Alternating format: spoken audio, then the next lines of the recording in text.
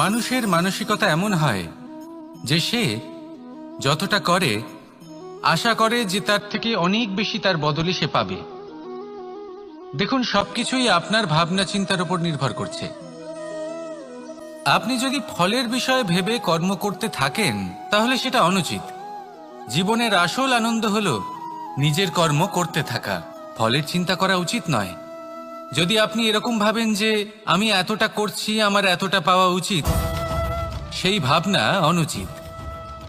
যদি আপনি সেবার মানসিকতা নিয়ে কর্ম করতে থাকেন, কর্মচক্রে প্রবাহিত হন, যদি আপনি এমন ভাবনা রাখেন যে আমি এতটা পাচ্ছি তাই এর থেকে অনেক বেশি আমি কর্ম করব, তাহলে নিশ্চিতরূপে আপনি যতটা করছেন তার থেকে অনেক বেশি আপনি পাবেন। আপনার আশার থেকে অনেক বেশি আপনি পাবেন। শুধু জীবনে অনেক বেশি কাজ করতে থাকুন, ফলের চিন্তা করবেন না। আর মনে রাখবেন, এই ভাবনাই সব থেকে বড় বীজ। কর্মের উপর বিশ্বাস রাখুন। জীবনে যা যা আপনি চান সবই সুখময় হবে। আসুন আর আমার সাথে ভালোবেসে বলুন, রাধা রাধা। আমরা সকলেই কামনা করি, আমরা সবাই সেটা প্রাপ্ত করতে চাই যা আজ পর্যন্ত কেউ প্রাপ্ত করেনি, সেটা পেতে চাই যা আজ পর্যন্ত কেউ পেতে পারেনি, সেটাই কাছে রাখতে চাই যা আজ পর্যন্ত কখনো আমরা পাইনি। এবার সেটা কিভাবে করা যেতে পারে? যদি আপনি সেটা প্রাপ্ত করতে চান যা আজ পর্যন্ত আপনি কখনো পাননি, তাহলে আপনাকে সেটা করে দেখাতে হবে যা আজ পর্যন্ত আপনি কখনো করেননি। সেই চেষ্টা করতে হবে যা আজ পর্যন্ত কখনো করেননি, সেই পরিশ্রম করতে হবে যা আজ পর্যন্ত কখনো করেননি। তবেই আপনি সেটা পাবেন যা আজ পর্যন্ত কখনো পাননি। কারণ যেমন বীজ বপন করবেন তেমনই অঙ্কুর আপনি লাভ করবেন। আসুন আর আমার সাথে ভালোবেসে বলুন, রাধা রাধা। মানুষ কতটা বিচিত্র হতে পারে। সব সময় স্বপ্ন দেখতে থাকে যে কাল আমি এটা করব, কাল আমি ওটা শুরু করব, কাল আমি ওটা সম্পন্ন করব। এই যে কাল শব্দটা, এই কাল অত্যন্ত বিচিত্র এক শব্দ। আমরা সবসময় এটাকে আসতে দেখতে পাই, কিন্তু এটা আসাতে বর্তমানে পরিণত হয়। আবার আজ নতুন কাল দেখতে পাই, তার জন্য অপেক্ষা করি, যখন সেটা সামনে আসে বর্তমানে পরিণত হয়। এই কাল সবসময় একটা মিথ্যে সান্ত্বনা দেয় যে সে আসছে, কিন্তু সে কখনোই আসে না। যেটা আপনার হাতে রয়েছে তা হলো আজ, বর্তমান।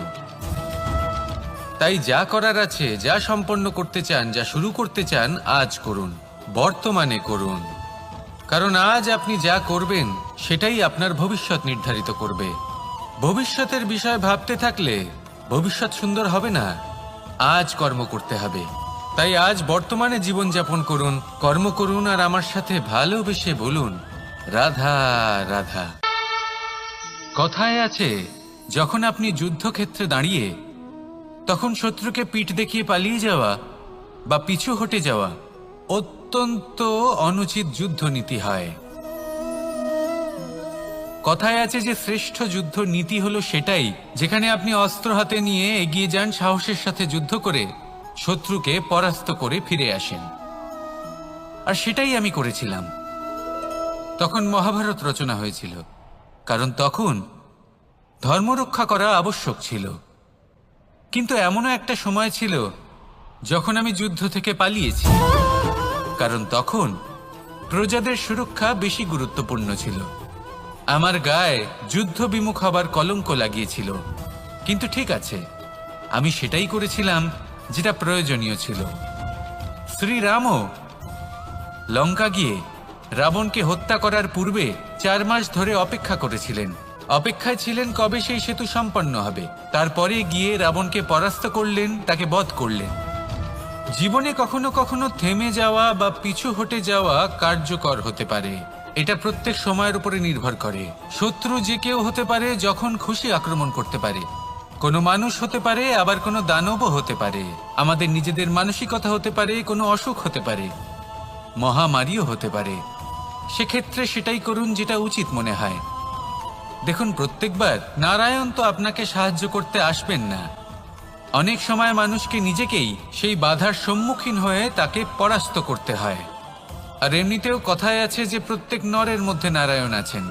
তাই অন্তরের নারায়ণকে জাগ্রত করুন আর যা সমস্যা আছে তাকে সমাপ্ত করে ফেলুন, তা সে যতই পিছু হটে করতে হোক না কেন। আসুন আর আমার সাথে ভালোবেসে বলুন, রাধা রাধা। মানুষ সত্যের সাথে অবগত হবার জন্য ব্যাকুল হয়ে থাকে, চিরকাল চেষ্টা করতে থাকে। জন্ম থেকেই তার মনে এই ইচ্ছে জাগ্রত হয় সত্যিটা কি সেটা জানতে। এবার এই ইচ্ছে এটা পূর্ণ কিভাবে করা যেতে পারে? কারণ মনে হয় যে জ্ঞান অর্জন করলেই এই ইচ্ছে পূর্ণ হতে পারে, তাই কেউ কেউ জ্ঞানের পেছনে ছুটতে থাকেন। কেউ এটা ভাবেন যে এই ইচ্ছে পূর্ণ করা যেতে পারে ধন আর শক্তির দ্বারা, তাই তারা ধন আর শক্তি প্রাপ্ত করতে চান। কেউ আবার ভাবেন যে অন্তরের মন্থন দ্বারা এটা সম্ভব হতে পারে। এবার এটাও সত্যি যে মন্থন করলে অমৃত লাভও সম্ভব হতে পারে, কিন্তু তার জন্য এই মন্থন করার জন্য একটা উচিত দিকে অগ্রসর হওয়া প্রয়োজনীয়। উচিত সংযমের দ্বারা সামনে এগোতে হবে, আর কোনো আশা না করে সামনে এগিয়ে যেতে হবে, তবেই এটা সম্ভব হতে পারে। একটা বাদ্যযন্ত্রের কথা ভেবে দেখা যাক। তার থেকে সুর তখনই নির্গত হয় যখন তার তারগুলি ঠিক করে বাঁধা হয়। যদি বেশি বেঁধে ফেলা হয় তাহলে তার ছিঁড়ে যেতে পারে, আর যদি ঢিলে থেকে যায় তাহলে তার থেকে উচিত সুর নির্গত হবে না। একটা অত্যন্ত গুরুত্বপূর্ণ কথা মনে রাখবেন, সত্যকে লাভ করার প্রাথমিক আধার হল অনুশাসন। জীবনে এই অনুশাসন আনুন, সত্য আপনা আপনি আপনার কাছে চলে আসবে, আর এই মন প্রসন্ন হয়ে বলবে, রাধা রাধা। আকাঙ্ক্ষা কখন লোভে পরিণত হয়ে যায় তা কেউ বলতে পারে না। এবার তার পরিণাম কি হতে পারে তাও আমরা কেউ জানি না। আজ আমি আপনাকে বলছি, কোনো ব্যক্তি সব থেকে বেশি ক্ষতির সম্মুখীন তখনই হয় যখন সে এটা মনে করে যে সে সব থেকে বেশি সুরক্ষিত স্থানে রয়েছে। সে ভাবে যে সে সেখানে সুরক্ষিত রয়েছে। সে তখন অসাবধান হয়ে পড়ে, আর তখনই তাকে জীবনের সব থেকে বড় ক্ষতির সম্মুখীন হতে হয়। নিঃস্ব হয়ে যাওয়ার পরিস্থিতি কোনো মানুষের জীবনে তখনই আসে যখন তার কাছে প্রচুর সম্পত্তি থাকে এবং সে তার থেকেও অনেক বেশি সম্পত্তি অর্জন করতে চায়। সেই অনেক বেশি সম্পত্তি অর্জন করার চেষ্টায় সে এমন কিছু করে বসে যার ফলে তাকে সমস্ত সম্পত্তি হারাতে হতে পারে। একজন রচনাকার নিজেই নিজের প্রতিভা একদম শেষ করে দিতে পারে যখন সে অনেকগুলো কাজ নিজের কাঁধে নিয়ে নেয়। একটা গুরুত্বপূর্ণ কথা সবসময় মনে রাখবেন, আজ আপনি যেখানেই থাকুন না কেন, যেমনই যে কোনো স্থানেই থাকুন না কেন, এর পেছনে আপনার আকাঙ্ক্ষার একটা বিশাল ভূমিকা রয়েছে। কিন্তু মনে রাখবেন, আপনাকে শিখতে হবে যে কখন আর কিভাবে নিজের উচ্চাকাঙ্ক্ষাগুলিকে লাগাম পরাতে হবে, কারণ এটা অত্যন্ত আবশ্যক। তাই আসুন আর আমার সাথে ভালোবেসে বলুন, রাধা রাধা। সংসারের বিভিন্ন ক্ষেত্রে আপনি অনেক কিছুই দেখতে পাবেন, যে কোনো খেলা, কোনো নাটক দেখতে পাবেন, কেউ কোনো খেলা খেলছে তা দেখতে পাবেন, আর দর্শকগণ এই দেখে অত্যন্ত আনন্দ লাভ করেন, হাততালি দিতে থাকেন, প্রশংসা করতে থাকেন, নিজের অন্তরের উৎসাহ প্রকাশ করতে থাকেন। কি দেখে করেন? সেই সমস্ত খেলোয়াড়দের দেখে করেন যারা এই খেলাটা খেলছে, তাই না? কিন্তু অনেক সময় সেই খেলোয়াড়রা সেই খেলার আনন্দ উপভোগ করতে পারেন না, কারণ ওনারা চাপা পড়ে যান তাদের কামনার চাপে। জয় লাভ করার কামনা, প্রথম স্থান লাভ করার ইচ্ছে, প্রতিযোগিতায় সব থেকে এগিয়ে থাকার ইচ্ছে তাদেরকে এই খেলা উপভোগ করতেই দেয় না। সেই জন্য কখনো কখনো এই খেলোয়াড়দের থেকে অনেক বেশি আনন্দ উপভোগ করেন দর্শকগণ, যেখানে এই খেলাটা কিন্তু খেলছেন খেলোয়াড়রাই। আমি এটা বলছি না যে এই ইচ্ছে, এই আকাঙ্ক্ষা অনুচিত না, কিন্তু তার সাথে সেই খেলা, সেই কর্মের আনন্দ উপভোগ করাও অত্যন্ত গুরুত্বপূর্ণ। তাই সেটা উপভোগ করুন। যে উৎসাহ আপনি উপভোগ করছেন তা যাপন করা অত্যন্ত গুরুত্বপূর্ণ। দেখুন, সত্যি বলতে এটা কিন্তু আপনার অধিকারও বটে। আপনি যে কর্ম করছেন তার ফল তো আপনি অবশ্যই পাবেন, সেটা যখন আপনি পাচ্ছেন তখন আপনার তা উপভোগ করা উচিত। সেটাই করুন। জীবনে সফলতা এবং অসফলতা এরা আসা যাওয়া করতে থাকে। যখন সাফল্য আসবে তখন তা উপভোগ করুন, যখন অসফলতা আসবে তখন তার থেকে শিক্ষা লাভ করুন। সাফল্য আপনার কাছে আবার ফিরে আসবে। আর এই মন, আপনি তো জানেন, এই মন প্রসন্ন হয়ে বলবে রাধা রাধা। ভোজন, এই সংসারে যেই হোক না কেন, কোনো মানুষ হোক, কোনো প্রাণী হোক, কোনো কীট হোক বা কোনো বনস্পতি হোক, প্রত্যেকের জন্য ভোজন অতি আবশ্যক। কারণ ভোজন থেকেই শক্তি পাওয়া যায়, আর সেই শক্তি দিয়েই সংসারের, আমাদের জীবনের সমস্ত কার্য করা যায়। এবার এমন এক ধরনের শক্তি হয় যা শীতের ঋতুতে সূর্য থেকে আমরা পেয়ে থাকি, আর আরেক ধরনের উত্তাপ হয় যা দিয়ে ভোজন রান্না করা হয়, সুস্বাদু নানান ধরনের ভোজন। এবার অত্যন্ত গুরুত্বপূর্ণ হলো যে ব্যক্তি সেই ভোজন বানাচ্ছেন তার মানসিক পরিস্থিতি এবং সেই ব্যক্তি যিনি ভোজন গ্রহণ করছেন তার মানসিক অবস্থা। যখনই আপনি ভোজন বানাচ্ছেন তখন ভালোবাসার সাথে কাজটা করুন, ধন্যাত্মক ভাব নিয়ে, সৎ ভাবনার সাথে। কারণ আপনার এই মানসিক স্থিতি শক্তির আকারে সেই খাদ্যের সাথে মিলেমিশে যায়। আর যখনই আপনি ভোজন গ্রহণ করছেন তখন সদ্ভাবনার সাথে, প্রসন্নতার সাথে গ্রহণ করুন, ধন্যাত্মক ভাব নিয়ে। যদি আপনি প্রসন্নতার সাথে রান্না করেন, প্রসন্নতার সাথে খাদ্য গ্রহণ করেন, তাহলে আপনি প্রসন্নই থাকবেন। আর মন সুপ্রসন্ন হয়েই বলবে রাধা রাধা। কখনো কোনো চাতক পাখিকে দেখেছেন? কথায় আছে যে বছরে মাত্র একবার সে তার তৃষ্ণা মিটিয়ে থাকে, আর তাও আকাশে ভেসে থাকা মেঘের দ্বারা ঘটানো বৃষ্টির জলের ফোঁটা থেকে। আর কোথাও থেকে সে তার তৃষ্ণা পূরণ করে না। সারা বছর সে নিদারুণ গরম সহ্য করে, তীব্র শীতও সহ্য করে, শুধু এই আশা নিয়ে যে বছরে একবার অন্তত সেই মেঘের ঘন ঘটা হবে, বৃষ্টি হবে, আর সে তার তৃষ্ণা নিবারণ করবে। এটা আসলে কি? এটা আসলে বিশ্বাস। সেই বিশ্বাস যে বছরে একবার সেই মেঘ আসবে তৃষ্ণা নিবারণ করতে। যেমন দেখুন, একটা সূর্যমুখী ফুল সারা রাত অন্ধকারের সাথে যুদ্ধ করে, কারণ তার বিশ্বাস যে ভোরবেলায় সূর্য তাকে অবশ্যই দর্শন দেবেন। সেটাও বিশ্বাস ছিল যার উপর ভরসা করে মনু একটা নৌকা নিয়ে বেরিয়ে পড়েছিলেন এবং সমস্ত সৃষ্টিকে প্রলয়ের হাত থেকে বাঁচিয়েছিলেন।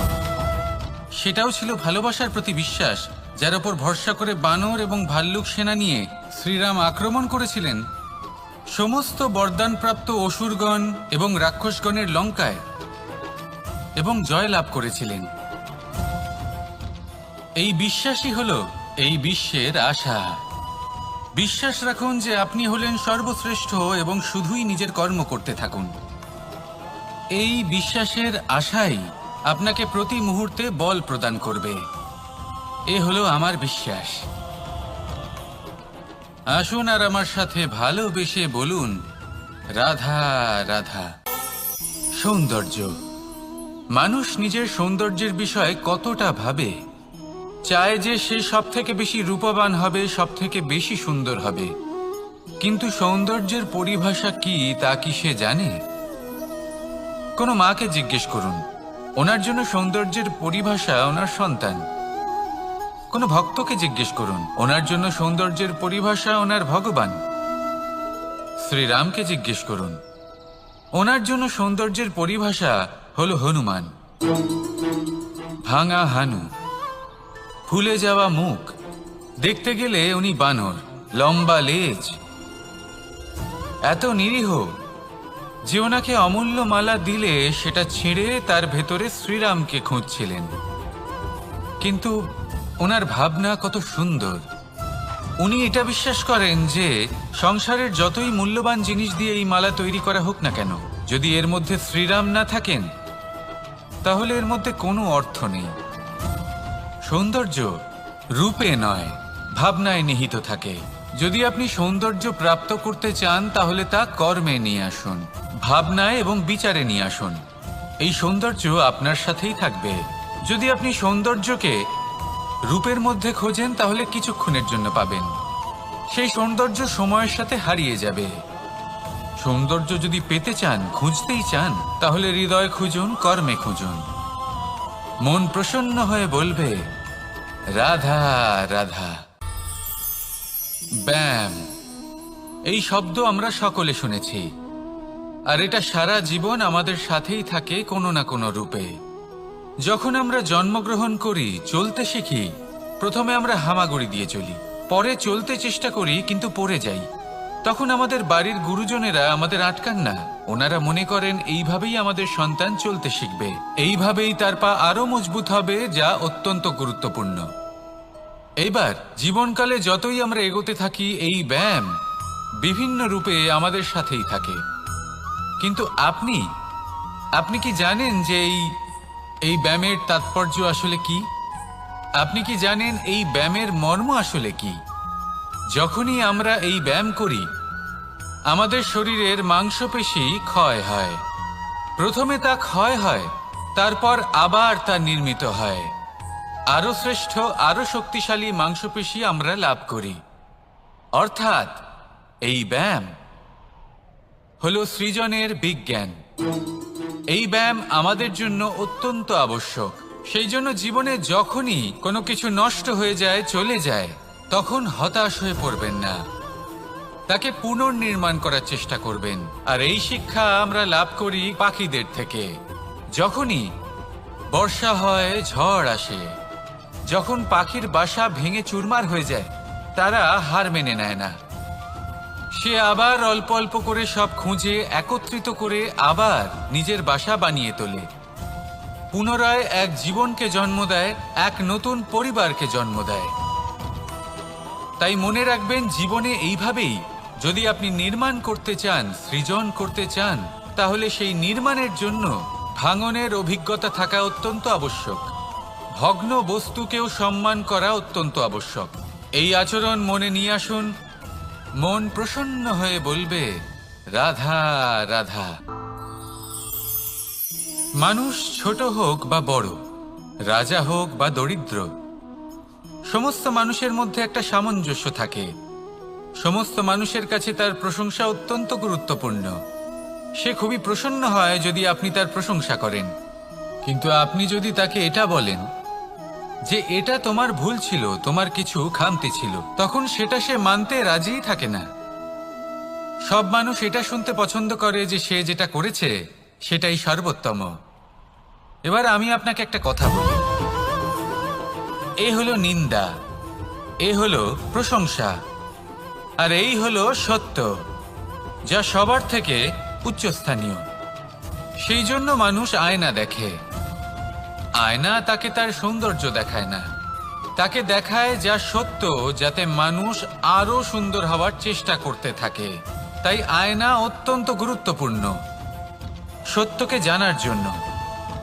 জীবনে নিন্দুকের মাহাত্ম্য প্রশংসকের মাহাত্ম্যের থেকে অনেক বেশি। কেন? কারণ তারা আপনাকে আপনার খামতি দেখায়, আপনার ভুলগুলো বুঝিয়ে দেয়, আপনাকে একটা সুযোগ দেয় নিজেকে শুধরে নিতে, নিজেকে আরো শ্রেষ্ঠ করে তুলতে, যা প্রশংসক করতে পারে না।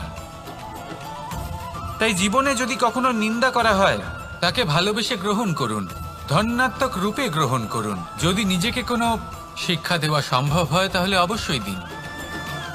দেখবেন মন প্রসন্ন হয়ে বলবে রাধা রাধা। গুরু, যিনি পথ দেখান, আমাদের জীবনে অত্যন্ত গুরুত্বপূর্ণ, অত্যন্ত আবশ্যক। কিন্তু কিছু মানুষ মনে করেন যে গুরুর কোনো প্রয়োজন নেই, কারণ এই সমগ্র জ্ঞান মানুষের অন্তরেই নিহিত রয়েছে। এবার প্রশ্ন এটাই, যদি সমস্ত জ্ঞান মানুষের অন্তরে নিহিত থাকে তাহলে গুরুর কি প্রয়োজন? আর যারা আজ পর্যন্ত গুরুকে মেনে এসেছেন তারা কি অনুচিত করেছেন? এর উত্তর আমি আপনাকে দেব একটা উদাহরণ দ্বারা। একটা কাঠ যা জ্বলনশীল, জ্বলনের ঊর্জা তার অন্তরে নিহিত রয়েছে, কিন্তু তার জ্বলনের জন্য বাইরে থেকে একটা অনুঘটকের প্রয়োজন হয়। এই অনুঘটকই হলেন আপনার গুরু। উত্তাপ, যা একটা কাঠকে জ্বালাতে পারে, সেই উত্তাপ হলো গুরুর প্রচেষ্টা।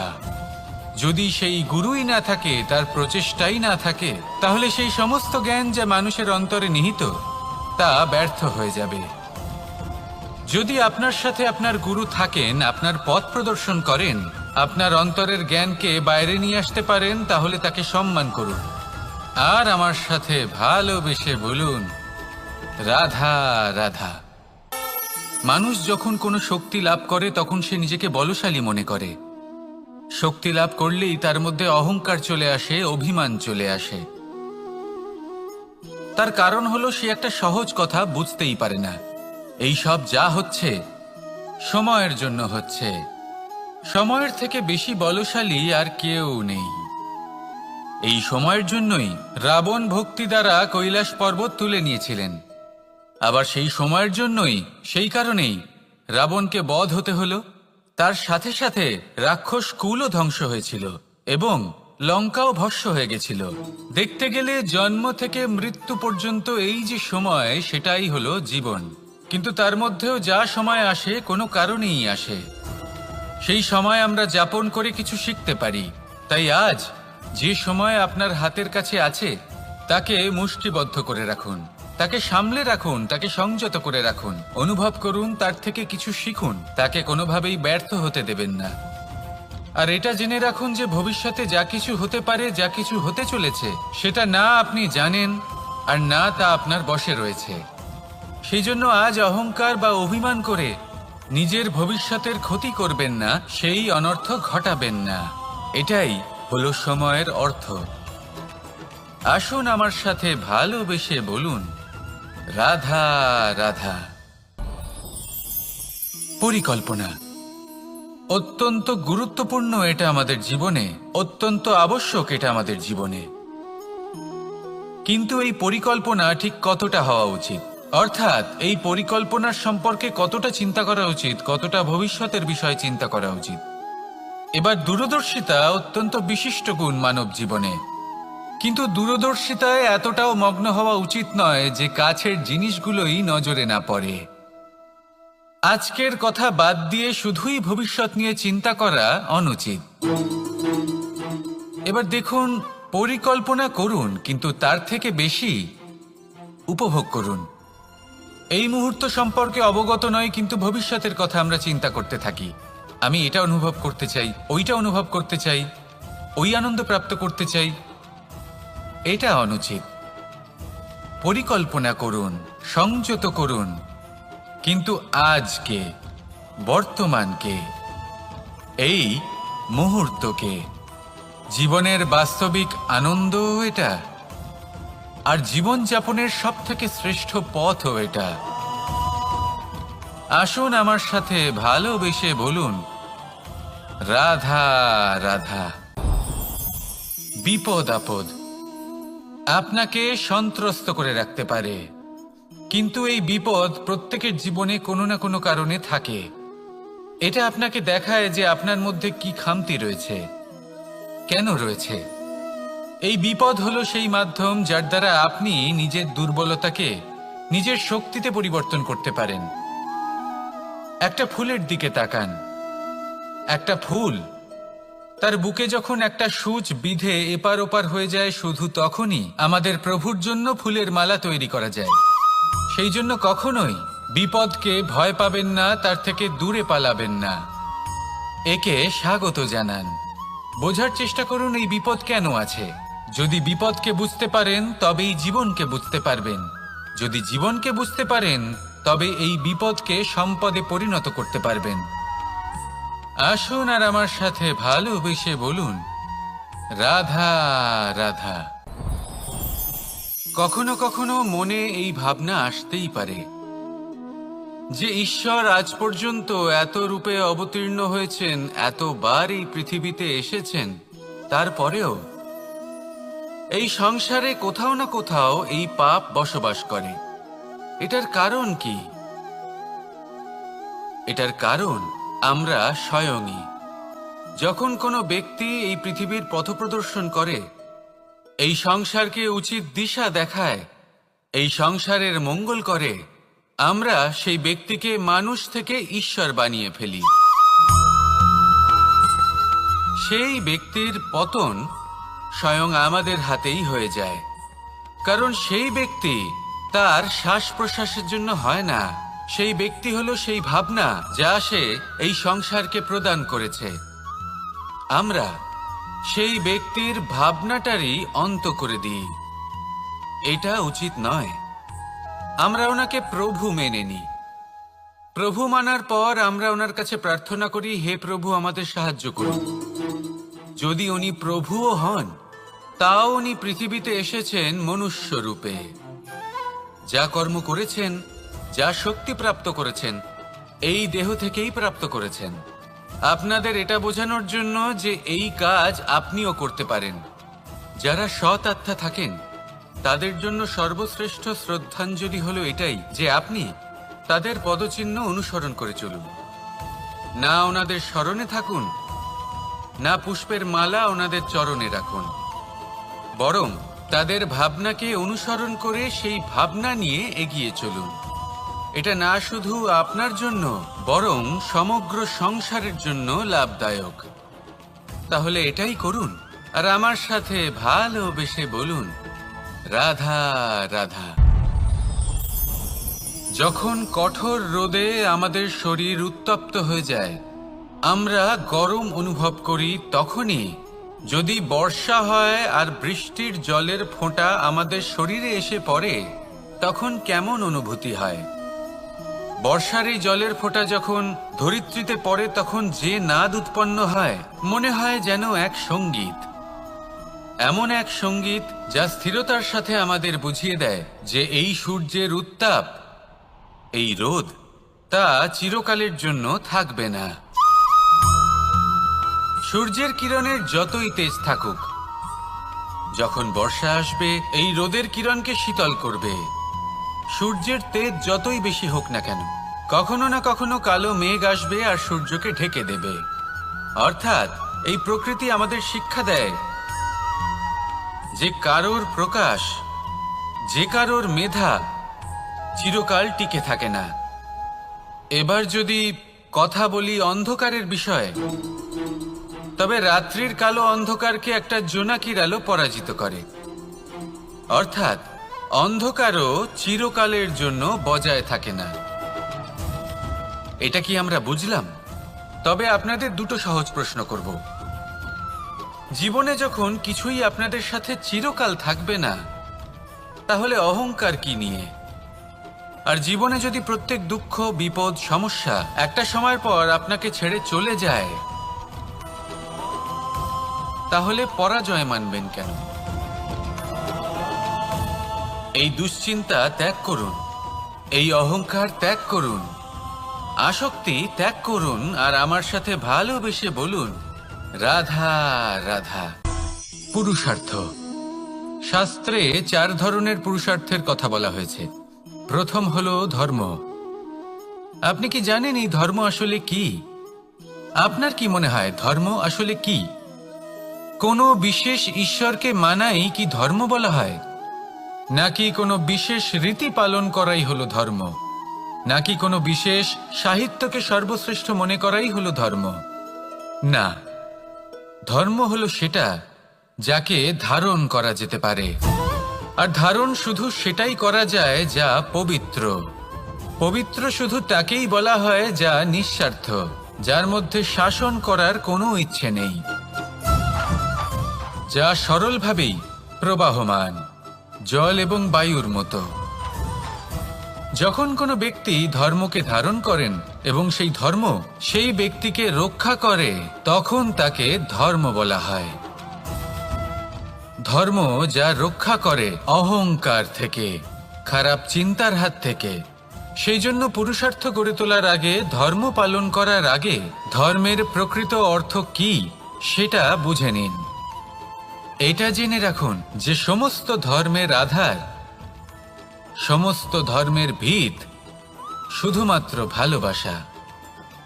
আসুন আর এই ভালোবাসার সাথেই বলুন, রাধা রাধা। অর্থ। দ্বিতীয় পুরুষার্থ। এই অর্থ বলতে বেশিরভাগ মানুষই ধন মনে করেন, কিন্তু যদি অর্থের তাৎপর্য শুধুমাত্র ধন হয় তাহলে তা কিন্তু অত্যন্ত অনর্থকারী। তাহলে অর্থের অর্থ কি?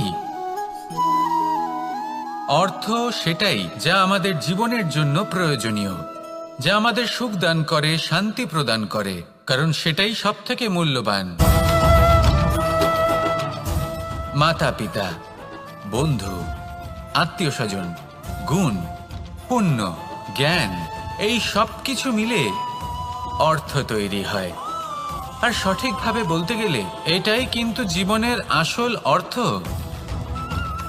তাহলে আসুন আমার সাথে ভালোবেসে বলুন, রাধা রাধা। এটা সেই ফল যেটা গাছের সবচেয়ে উঁচু ডালে পাওয়া যায়, কিন্তু যখন এটা খসে পড়ে তখন এটা আকাশের দিকে যায় না যা ওপরে আছে, সে যায় সেই ভূমির দিকে যে নিচ থেকে তার দিকে তাকিয়ে থাকে। কেন? কারণ এই ফলের নিজের উচ্চতার ধারণা মাটির থেকে নিজের দূরত্ব দেখে হয়। এই ব্যাপারটাই আমাদের মানুষের জন্যও খাটে। যদি আপনি সম্পন্ন হন তাহলে তাদের সাহায্য অবশ্যই করবেন যাদের সামর্থ্য আপনার থেকে কম, যাদের সাহায্যের অত্যন্ত প্রয়োজন। আপনার সামর্থ্য বেশি কারণ তাদের আপনার থেকে সামর্থ্য কম। দেখুন, জীবনে আনন্দ শুধু বড় হওয়ায় নয়, বরং তাদের সাহায্য করেও আছে যারা কোনো কারণবশত আপনার থেকে নিচে রয়ে গেছেন। আর যখন একটা ফল এই কথাটা বুঝতে পারে তখন আপনি নয় কেন? রাধা রাধা। সময় বড়ই বিচিত্র অনুভব দেয়। যখন অপেক্ষা করছেন তখন অনেক লম্বা হয়ে যায়। প্রতিটা মুহূর্ত একটা গোটা দিনের মতো মনে হয়। ঠিক সেইভাবেই যদি কোথাও যেতে দেরি হয় তখন সময় দৌড়তে থাকে, প্রসন্নতায় বয়ে যায় আর নিরাশায় থমকে যায়। আপনদের সাথে থাকলে সময়ের খেয়ালই থাকে না, শত্রুদের সাথে থাকলে সেই সময়ই খারাপ হয়ে যায়। কিন্তু এটাই কি সত্যি বাস্তব? না, সময় তো সময়ই হয়, নিজের গতিতেই চলে সে। শুধু সেই গতির আভাস আমাদের মানসিক অবস্থা অনুযায়ী বদলে যেতে থাকে। তাই এই সমস্যা সময়ের নয়, আমাদের মানসিকতা। তাই নিজেকে খুশি রাখুন, অন্যদেরও খুশি রাখুন। আগের সমস্ত ঘটনা ভুলে যান আর একটা উজ্জ্বল ভবিষ্যতের দিকে অগ্রসর হন। সময় সবসময় ভালোই লাগবে। প্রেম করুন সবার সাথে, সময় সবসময় সুখেই কাটবে। রাধা রাধা। অগ্নি জীবনে খুব মহত্বপূর্ণ হয়। এই অগ্নি উজ্জ্বলতা হয়ে আমাদের জীবিত রাখে।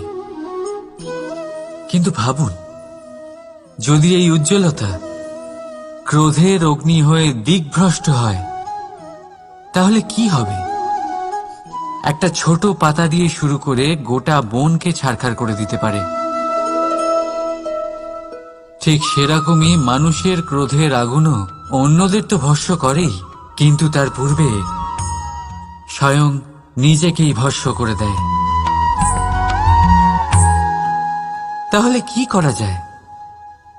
কি করে নিয়ন্ত্রণ করা যায় তাকে? উত্তর হলো তাতে জল ঢেলে দিয়ে, জলের মতো বইতে দিনে কি। ঠিক সেইভাবে যেমন সূর্য নিজের অগ্নিকে তেজ বানিয়ে আপনার কাছে পৌঁছে দেয়। এটাই পার্থক্য সূর্যের অগ্নি আর ক্রোধের অগ্নির মধ্যে। সূর্যের অগ্নি বিচ্ছুরিত হয়ে প্রতিফলিত হয়ে আসে, আর সেই জন্যই তাকে তেজ বলা হয়। অন্যদিকে আমাদের ক্রোধের আগুনের কোনো সীমাই থাকে না। তাহলে নিজের অন্তরের শক্তিকে ক্রোধের আগুন বানিয়ে জ্বালাতে চান, নাকি উজ্জ্বলতা বানিয়ে বিস্তারিত করতে চান? সিদ্ধান্ত আপনার। রাধা রাধা। এই সংসার অনেকটাই বড়, আর আমরা তার কাছে অত্যন্ত নগণ্য। এই সংসারে এমন অনেক মানুষ পাওয়া যায় যারা বোঝান যে এই সংসারটা কতটা বড়, কতটা অদ্ভুত, কতটা সুন্দর। আর এই সংসার রচনা করে পরমেশ্বর কত মহান এক কাজ করেছেন।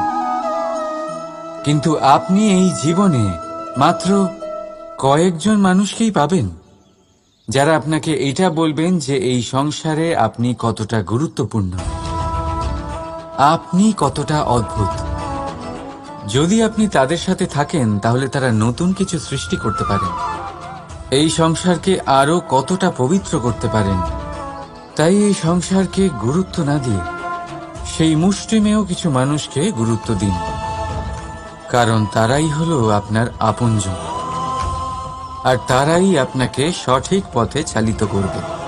মানুষকে তো বর্ষার স্রোতও বয়ে নিয়ে যেতে পারে, তাকে সাগরও ডুবিয়ে দিতে পারে, কিন্তু গঙ্গা জল সবচেয়ে বেশি শুদ্ধ, কারণ তার কয়েক ফোঁটা মানুষকে মুক্ত করে দেয়। রাধা রাধা। এ হলো একটা পাতলা সুতো। ভাবছি যদি এটা দিয়ে আমি পোশাক বানাই তাহলে নিজের জন্য কত সুন্দর একটা পোশাক বানাতে পারবো। কিন্তু যদি এটা আমি, চিন্তা করবেন না,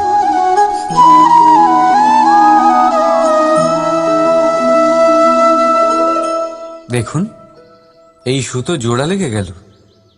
শুধু পার্থক্য হচ্ছে এটাই যে আগের মতো এটা আর সরল নেই, আর এটার দৈর্ঘ্য আগের থেকে কিছুটা কমে গেছে। এই সংসারে প্রেমের সাথেও ঠিক এটাই হতে পারে। প্রেমের এই সুতো যা দুই মানুষকে একসাথে বেঁধে রাখে, অহংকার আর স্বার্থের আঘাত সে সহ্য করতে পারে না, ছিঁড়ে যায়। চেষ্টা করলে আবার এই সম্পর্ক হয়তো জোড়া লাগতে পারে, কিন্তু তা আগের মতো কখনোই থাকে না, কারণ মনে গিট পড়ে যায়। সেই জন্য প্রেমকে স্নেহের সাথে সামলে রাখুন, অহংকার আর স্বার্থের থেকে দূরে থাকুন। রাধা রাধা। আগুন কি করে? জ্বালায়। সেটা কাঠই হোক, কয়লা হোক, বস্ত্র হোক, যাই আপনি আগুনে দেবেন তা ভস্ম হয়ে যাবে। কিন্তু সোনা, যদি আপনি সোনা আগুনে ফেলেন তাহলে তা কুন্দন হয়ে নিজের অস্তিত্ব তৈরি করে। যদি আপনি লোহা গরম করেন তাহলে তা ইস্পাত হয়ে যায়। কেন? কেন হয় এরকম?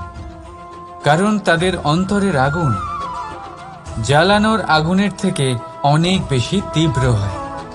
এই আগুন হলো পবিত্রতার, এই আগুন হলো নিশ্চয়তার। যদি আপনার লক্ষ্য স্থির থাকে, আপনার ইচ্ছে দৃঢ় হয়, তাহলে কুন্দন হয়ে বেরোবেন, ইস্পাত হয়ে বাঁচবেন, অন্তর থেকে শক্তি পাবেন, আর কেউ আপনার সাথে কোনো অনিষ্ট করতে পারবে না। রাধা রাধা। মানুষের জীবন কি? আপনি বলতে পারেন জন্ম আর মৃত্যুর মধ্যেকার সময়। আর মৃত্যু কখন হয়? যখন মানুষ শ্বাস নেওয়া বন্ধ করে দেয়, হাত পা নাড়ানো বন্ধ করে দেয়, ভাবা ছেড়ে দেয়। এমনটা নয়, মানুষের অন্তর। তার মৃত্যু তখনই হয় যখন তার অন্তরের করুণা শেষ হয়ে যায়। করুণা সেই ভাব যা মানুষকে মানুষ করে তোলে, যা এক মানুষকে আরেক মানুষের কষ্টে তার প্রয়োজনীয়তা অনুভব করে, আর সেটাই তাকে শক্তি দেয় অন্য কাউকে সহায়তা করার জন্য, তাকে পাত্র করে এই সৃষ্টির নিয়ন্তা হবার জন্য। দেখুন, এই সংসারে মৃত্যু কেবলমাত্র একবারই হয়, তাই তার আগে কেন মরব? এই করুণাকে কেন মারব? নিজের মনুষ্যত্ব বজায় রাখুন, মৃত্যুর পরেও আপনি জীবিত থাকবেন। রাধা রাধা।